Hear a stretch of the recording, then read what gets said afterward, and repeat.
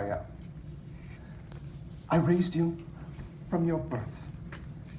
You were the same girl who waits 30 seconds before responding to her mother when asked, what would you like for breakfast?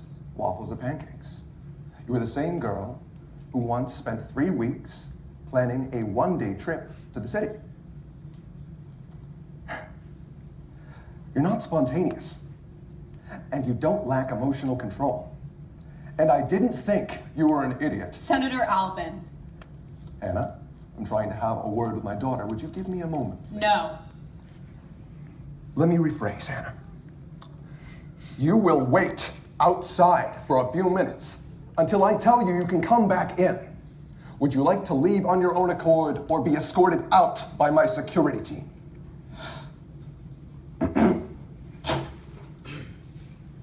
Let me tell you something, and I want you to give me your full attention and respect until I'm finished. Okay. Here's how tomorrow will go. The headline will come out. Senator Albin's daughter burns American flag and assaults police officer with metal baseball bat. The press wonders about the implications for the sake of devoting the expected coverage to the scandal. But the implications are obvious. It's too late to get a different Democrat on the ballot. The Republicans are crying with joy. Foxglove will stay away from this to appear decent, disinterested, more interested in finer things, issues of the people. But his surrogates will mention it constantly. The public will go to the polls on election day with this scandal being the freshest and most prominent memory in their minds. Let's say a generous 50% of voters are willing to look past this scandal because they're well educated, they're intelligent, and they'll vote on merits alone. The other 50% are going to associate my name with a flag burning, cop attacking ingrate. They mark their ballots for the candidate whose daughter is a pretty blonde parrot, repeating all her father's catchphrases over the one who raised an anarchist. Foxglove wins in a landslide and the GOP gains another Senate seat. Everything progressive for which you stand, it crumbles away. As the voice and ears that you had in office are voted out, a millionaire conservative panders to bigots without even having to make promises to the voters because you guaranteed his victory without him needing to make any effort. And your state is represented by everything you oppose. So I want to know why you devoted less time to the decision to hit a police officer than to the decision as to what you wanted for breakfast. I understand that you're confused with my decision. If you believe that I did it within seconds and not over the course of 19 years. Is that what you're going to tell the court?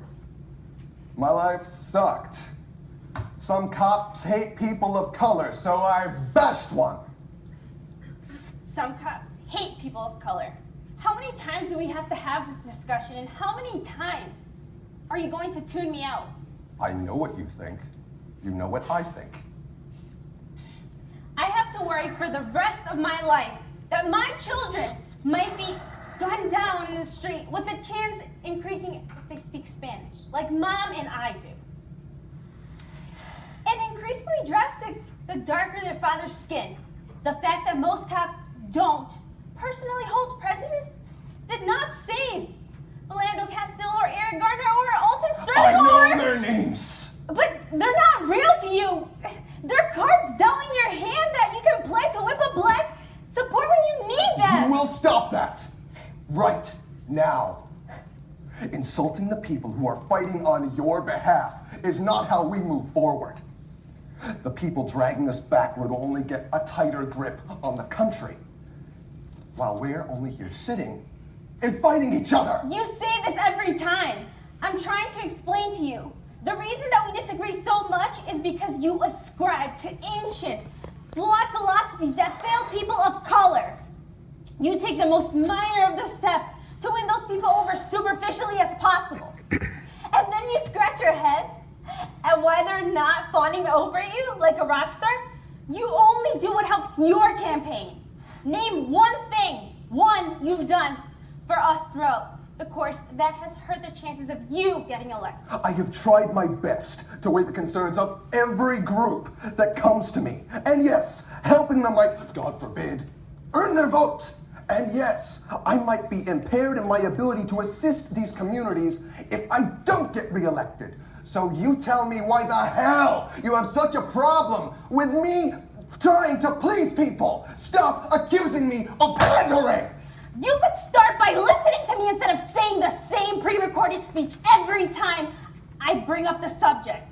You could listen to our problems and enact their solutions instead of acting like we're attacking your honor by pointing out where you have fallen short.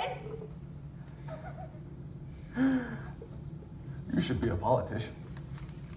Here we are, discussing your crimes. And you're trying to bring this on my legislative record? It's not unrelated. You're blaming me for the fact that you assaulted an officer of the law with a baseball bat. There you go again, avoiding the point. That's what happened, Rayelle. What else is the point? May I bring Hannah back in here and have her help explain?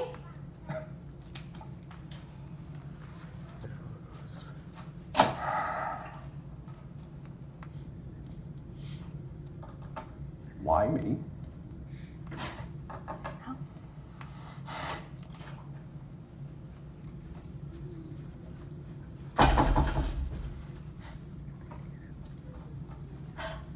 Hannah, what was the last thing the cop said before I smacked him? Go drag your brown ass back across the border. Right. No. Stop. We know exactly what you would say. You say it every time, just on a smaller scale. It's what you'll say dozens of times in front of the camera. The initial remarks were inexcusable, but that does not excuse the actions taken in response. And of course, that's true. Of course, one man saying one racist remark is a poor excuse to react with aggression, but it's not just one man. Everywhere Ray and I go, there's someone, I see these terrible ways that she is treated. I see how she is tormented in ways that I can't even imagine myself living through. Yes, there are small things, and none of these things alone would be enough for violence to be evoked, but they're never just alone. Of all the disbelief I'm experiencing today, perhaps the most unbelievable is the fact that you don't think I know there's racism in this community. You don't know. You have no idea what I deal with every day. You never will. Some white people get it mostly, but my attempts to communicate it to you are continually shot down.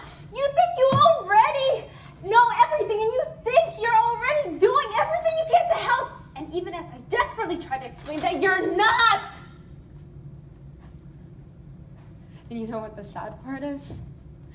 If Ray was a campaign donor, you'd be on your knees begging her to explain how to fix what she just said. Bad-mouthing me isn't going to solve racism. It might solve yours! Are you calling me a racist? You refuse to acknowledge the unique struggles of a woman who isn't white. That doesn't leave much up for debate. It does for a politician. Then explain to me, right now, what you think I am missing. Why I am wrong when I say you shouldn't hit a policeman with a baseball bat. Every single day, power is exerted over me by white men, in obvious ways and in subtle ways. In obvious ways, they insult and degrade me. They deny me equal opportunities by my white peers. They kill people who look like me and get away with it. In subtle ways, they assume I'm less intelligent. They ask me where I'm from as though I'm really not American. That they deny that these sorts of things can drain the life out of you day after day. They chip away at you until there's nothing left, and often for no reason except that they can. When we fight back, we take the power away from them. If only for a moment we feel what it's like to have them be afraid of the power, they will know something you'll never understand, because nothing around the world outside of your front door is real to you. Excuse me. The decimation of everything I've worked for in this past 20 years. You think it all means nothing to me. Yes! You and your mother mean everything to me. I have driven for success all my life, so I can support my family. You are threatening everything that I have done for our family. What about this isn't real to me? Everything. Nothing about this is real. If you were to face universal calls for resignation tomorrow and you left your seat in shame, you'd come back to a house that's been paid for health insurance and income through the program set up by your predecessors, and enough of a retirement plan to cover whatever happens to you. You have no fear of losing your home and ending up in the cold. You have no worries that losing your job would reduce you to eating one meal a day until you found another. And you would go down in history books the same way almost every politician goes, loved by one side and hated by another. Maybe even a tragic martyr. Your political career cut short by your idiot daughter. So this isn't about you worrying how you'll be remembered. I'm not threatening the success you've had. I'm threatening your self-image. Your perception of how that success was achieved, the way you look at yourself in the mirror and think about yourself at night. You're not angry that I'm rebellious. You're not angry that I'm unappreciative of the life you've given me. You're angry that I might make voters and make you start to second guess what was supposed to be an unquestioned acceptance. That you're progressive. You're angry that you married a woman of color and had a daughter of color, and that it doesn't automatically lock down the support of every person of color in the state. That is enough! And now you're getting angrier for the same reason! Because she is going against what we are supposed to assume and never dare to question. Is that what you want? To attack the people on your side? That's it! Again, the tacit admission of what this is really about. You don't do what's best for us. You do the bare minimum required to maintain a reasonably progressive reputation, and then you expect us not to dare demand anything and more. Will you let me finish? No! Maybe you'll learn how it feels to have your contributions shut down before you can even address them. For the last time! You call done! yourself my ears and voice in office, but you won't even listen to 2 genuine seconds of what I'm saying! Or lend your support to any progressive cause unless it's trendy or effortless! You must have been so happy when you found out your daughter was a lesbian. A whole new coalition of voters locked down without even lifting a finger. You've done nothing to prove us wrong. Nothing. And you know, and you get so mad at us when we claim you're not doing enough. I'm asking you, as a person with privilege and power, to see the issue past what you encounter as a white man, past what you think you personally owe anyone, past what you think others will think of you. If you embrace it, I know you probably have no sympathy for me right now, but I'm not asking for any of it myself. You're right. What? About what? You're right. I don't have any sympathy for you. You said everything you wanted to say, and I still don't care to help you. Not one bit. Because apparently, Anyone who insults you can turn you to violence.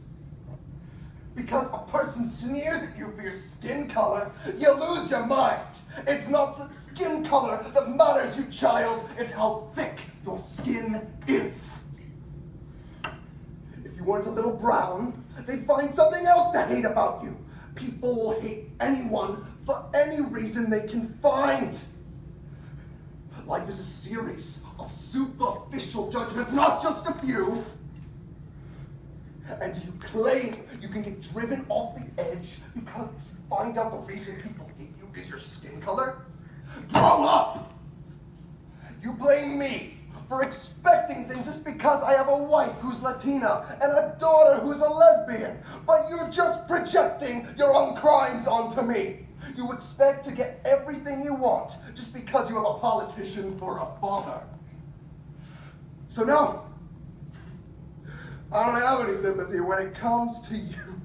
Your response to perceived injustice is an insult to everyone with a different perspective, and you assault people who look at you funny and assume your daddy can make everything better now that he threw a tantrum. What the hell did you think you would accomplish? Even if you had managed to win my sympathy, you ruined any chance that I'd be able to change anything from the inside. What did I think I'd accomplish? Getting a father who doesn't dismiss his daughter's pains because they're inconsistent with what he wants to address. Drawing more attention to the issue that plague our community and driving out the people who refuse to confront them. This is bigger than you or me. If you think you and I are in this position because I was angry that my dad didn't want to listen to my problems, you haven't just tuned me out today. You're tuning out my existence. And if this still wasn't enough to get your attention, you'd better be very worried. Because you don't know what I'm going to do next when I try. No. Come back!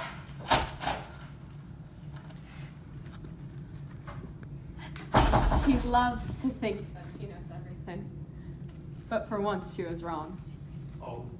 It's not just your constituents and their problems that you don't see as real. To you, none of this is real, not even your daughter. She can't see it. And that makes sense because you're her father. And despite all the disagreements, she likes to believe that there's real good in your heart somewhere. And that if she tries hard enough, she can reach it. I guess that's why she can't see you in an unbiased point of view. It's gonna be so hard for her when she realizes what you are. Get out! You know, I thought, even if it was hard for you to see the deeper suffering in your wife and daughter's community, that you might take their word that it's actually happening. You had an opportunity to listen to her, to understand the situation into which she was born, to represent the change this country needs. It would have been hard, of course, but anyone with a heart would have chosen that path anyway. Instead, you got angry that she was a person. And you got angry that she expected you to be a person! Out! But it makes sense that you aren't even bothered to listen to her. That's why she exploded at the cop. You bottle her up, shut her down, let it all build and grow inside of her until she can't handle it. And that's the wonderful irony of this whole situation. Your denial of her reality is why reality is crashing down on you right now, why your career has shattered just like that cop's nose. And you know what? Ray may have swung that bat, but you're the one who got her angry enough to swing it. This is your responsibility. Because that is what you do when you face an oppressive government that claims to be family and then kicks you in the dirt and then stands on your face to climb higher. You resist. You fight against those who want to destroy you tooth and nail. You stand tall and you counterpunch. When your world is being threatened, you